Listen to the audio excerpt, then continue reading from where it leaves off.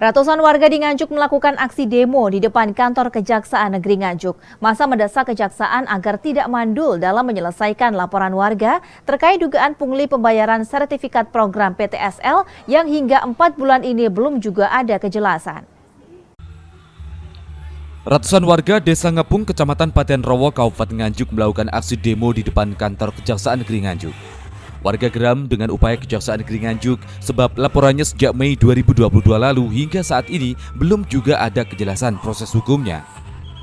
Menurut Suyadi, Korlap Aksi mengaku pada bulan Mei 2022 ia dan warga melaporkan dugaan adanya pungli yang dilakukan oleh panitia PTSL di Desa Ngepung untuk proses sertifikat tanah ke Kejaksaan Negeri Nganjuk.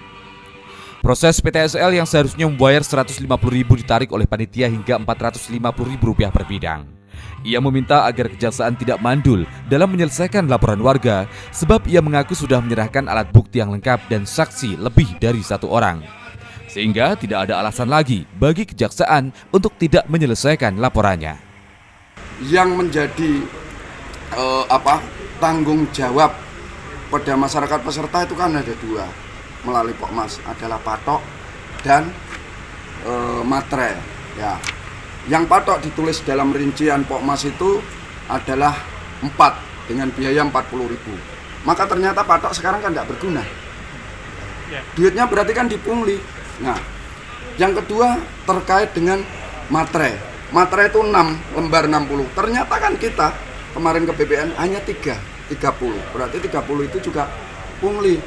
Nah, secara kesimpulan pengaduan kami ini sudah terpenuhi unsurnya. Di dalam Kitab Undang-Undang Hukum Acara Pidana bahwa 183, 184 itu dijelaskan bahwa apabila terpenuhi 2 unsur dari alat bukti itu, maka sudah bisa ditindak secara hukum. Sementara itu, Kajari Nganjuk, Novi Tenoperosot mengaku aduan dari masyarakat Ngepung sudah ditindaklanjuti. Bahkan pihaknya telah meminta keterangan dari sejumlah saksi, semua masih dalam proses sebab proses PTSL di Ngepung hingga kini masih berjalan. Aduan yang disampaikan oleh Forum Masyarakat Peduli Ngepung ini sebenarnya sudah ditindaklanjuti. Nah, hasil tindaklanjuti, hasil pengumpulan data sudah dilakukan oleh teman-teman di seksi intelijen.